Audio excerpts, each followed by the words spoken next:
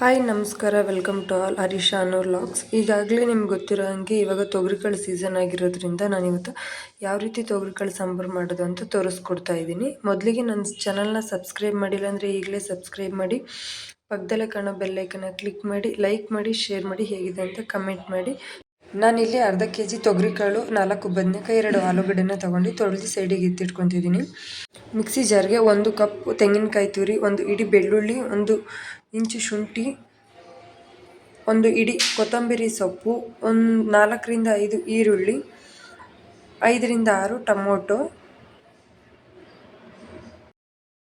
1 ಚಮಚ ಅರಿಶಿನ ಪುಡಿ, 2 ಚಕ್ಕೆ, 3 ಲವಂಗ, 2 ಚಮಚ ಧನಿಯಾ ಪೌಡರ್, ಕಿಚನ್ ಕಿಂಗ್ ಮಸಾಲ 2 ಚಮಚ, ನಿಮ್ಮ ಹತ್ರ ಗರಂ ಮಸಾಲ ಇದ್ದರೂ ಅದನ್ನು ಹಾಕ್ಕೊಳ್ಬೋದು, 2 ಚಮಚ ಖಾರದ ಪುಡಿ, ಅಚ್ಚ ಖಾರದ ಪುಡಿ, ಸ್ವಲ್ಪ ನೀರನ್ನ ಸೇರಿಸ್ಕೊಬಿಟ್ಟು ನಂತರ ಮಸಾಲೆನ ರುಬ್ಕೊಳ್ಳಿ. ಮಸಾಲೆ ರುಬ್ಕೊಂಡು ನಂತರ ನೋಡ್ತಾ ಇರ್ಬೋದು ನೀವು ಮಸಾಲೆ ಯಾವ ರೀತಿ ಪೇಸ್ಟ್ ಆಗಿದೆ ಅಂತೇಳ್ಬಿಟ್ಟು. ನಂತರ ಒಂದು ಕುಕ್ಕರ್ಗೆ 1 ಸ್ಪೂನ್ ಎಣ್ಣೆ, 1 ಇಡೀ ಈರುಳ್ಳಿನ ಹಾಕಿ ನೀಟಾಗಿ ಫ್ರೈ ಮಾಡ್ಕೊಳ್ಳಿ. ಫ್ರೈ ಮಾಡ್ಕೊಂಡು ನಂತರ ಈಗಾಗಲೇ ತೊಳೆದಿಟ್ಕೊಂಡಿರೋ ಅಂಥ ತರಕಾರಿನ ಸೇರಿಸ್ಕೊಳ್ಳಿ. ತರಕಾರಿನ ಸೇರಿಸ್ಕೊಂಡು ಒಂದು 2 ನಿಮಿಷ ಆಗಿ ಫ್ರೈ ಮಾಡಿಬಿಟ್ಟು ರುಚಿಗೆ ತಕ್ಕಷ್ಟು ಉಪ್ಪನ್ನ ಸೇರಿಸ್ಕೊಳ್ಳಿ. ನಂತರ ಸಾಂಬಾರು ಪೌಡರ್ 2 ಚಮಚ ಸಾಂಬಾರು ಪೌಡರ್ನ ಸೇರಿಸ್ಕೊಳ್ಳಿ. 2 ರಿಂದ 3 ನಿಮಿಷ ಆಗಿ ಫ್ರೈ ಮಾಡ್ಕೊಳ್ಳಿ. ಫ್ರೈ ಮಾಡ್ಕೊಂಡು ನಂತರ ನೋಡ್ತಾ ಇರ್ಬೋದು ಎಣ್ಣೆ ಯಾವ ರೀತಿ ಬಿಟ್ಕೊಂಡಿದೆ ಅಂತ ಹೇಳ್ಬಿಟ್ಟು.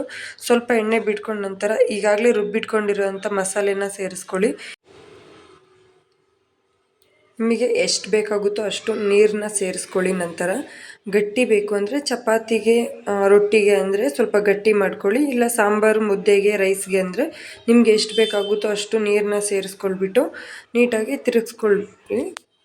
ಮತ್ತು ಒಂದು 2 ಕುದಿ ಹಾಗೆ ಕುದಿಯೋಕ್ಕೆ ಬಿಡಿ. ನೋಡ್ತಾ ಇರ್ಬೋದು ಯಾವ ರೀತಿ ಕುದಿದೆ ಅಂತೇಳ್ಬಿಟ್ಟು. ನಂತರ ಉಪ್ಪು ಆಗಿದೆಯೋ ಇಲ್ವೋ ಅಂತೇಳ್ಬಿಟ್ಟು ನೋಡಿಬಿಟ್ಟು ಕುಕ್ಕರ್ನ ಕ್ಲೋಸ್ ಮಾಡಿ ಒಂದು 2 ರಿಂದ 3 ವಿಷಲ್ನ ಕೂಗಿಸ್ಕೊಳ್ಳಿ.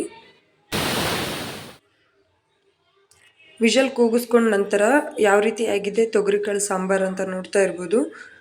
ತುಂಬಾ ಸಿಂಪಲ್ಲಾಗಿ, ತುಂಬಾ ಈಸಿಯಾಗಿ ಮಾಡೋ ಅಂಥ ಸಾಂಬಾರು. ವಿಡಿಯೋನ ಕೊನೆವರೆಗೂ ನೋಡೋದಕ್ಕೆ ನಿಮ್ಮೆಲ್ಲರಿಗೂ ಧನ್ಯವಾದಗಳು.